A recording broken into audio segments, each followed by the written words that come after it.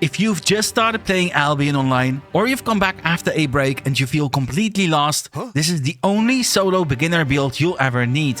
It's cheap, it works with any weapon, and it will carry you through PvE, PvP, farming millions of silver and grinding tons of fame. Quick one before we start. What are you running right now? Share your current build below, then after the guide, tell me if you're swapping to this setup. I've tested hundreds of builds, so you don't have to. This one is the best starting point for beginners and returning players. It's simple, affordable, and solo ready, so you can play more and stress less. By the end, you'll know the exact gear, the abilities and smart swaps, you'll know why it works with any weapon, and you'll know how to use it for solo PvE, solo PvP, and efficient farming. Stick around because I'll also show you how to scale this build as you grow. Let's jump straight into this build. The heart of the setup is the Mercenary Jacket. This leather armor gives you damage, sustain, and real survivability in one package. That balance makes it perfect for solo PvE clears and PvP duels. For the helmet, the choice is the Hunter Hood. You get 3 strong options for solo play. You can pop a shield, reflect, or a cleanse. Swap based on the fight. This one helmet can save you in almost every situation.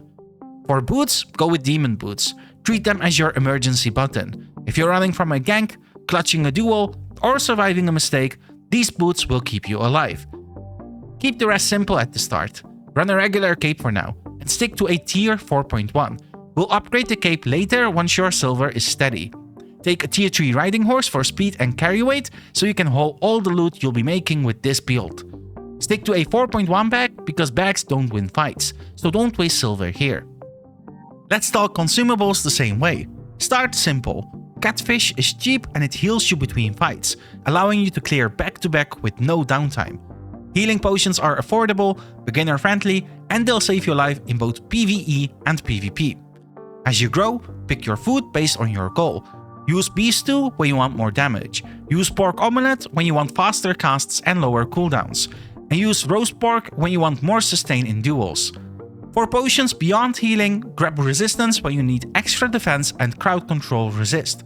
Grab invisibility when you want an extra escape.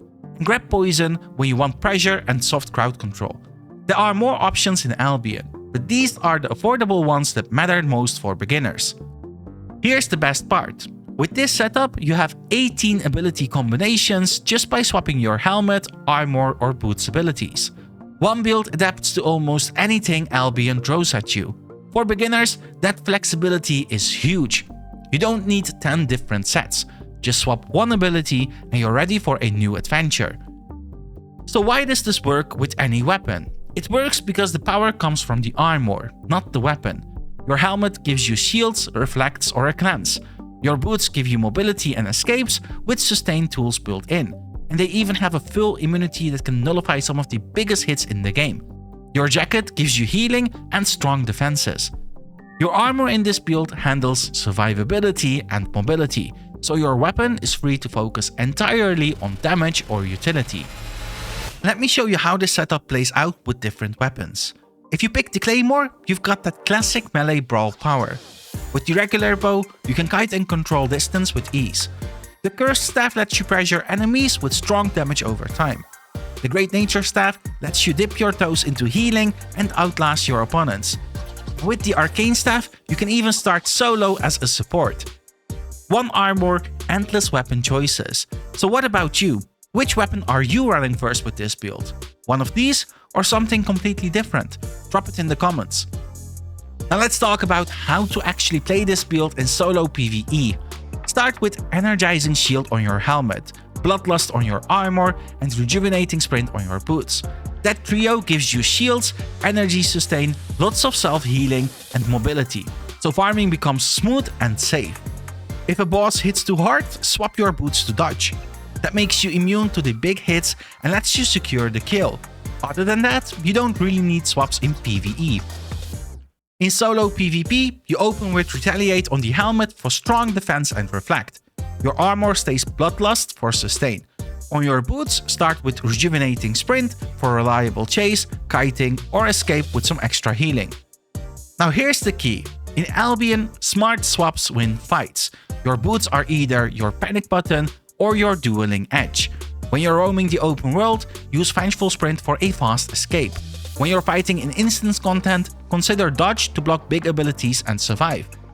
On the armor, Bloodlust is king, but Inferno Shield is a solid alternative if your weapon doesn't trigger Bloodlust reliably or if you want extra defense and reflect. On the helmet, Retaliate is your default, but Cleanse is the lifesaver into heavy crowd control and debuffs, while Energizing Shield shines in long, sustained fights with its short cooldown.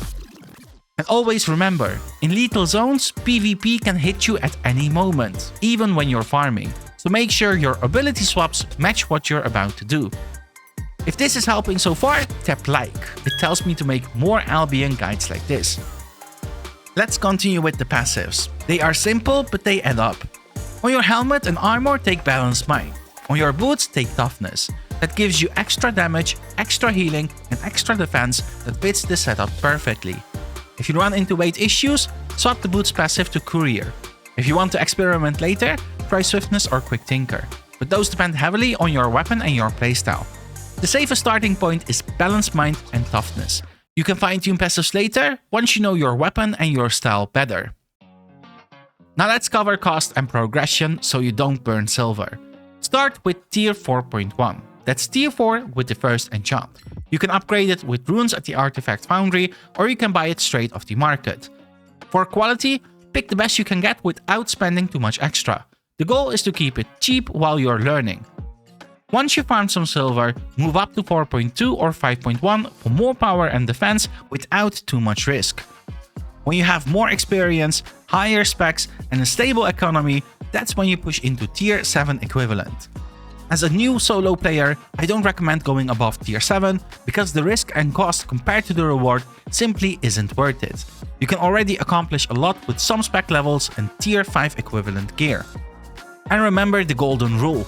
Whatever set you're wearing, you should be able to afford at least 10 times over. When your silver is steady, upgrade the cape. Pick Thetford if you want more DPS. Pick Avalonian when you want extra dueling power. Pick Limhurst when you need to solve energy issues. And go for Martlock when you want a big defense spike at low health that synergizes perfectly with this setup.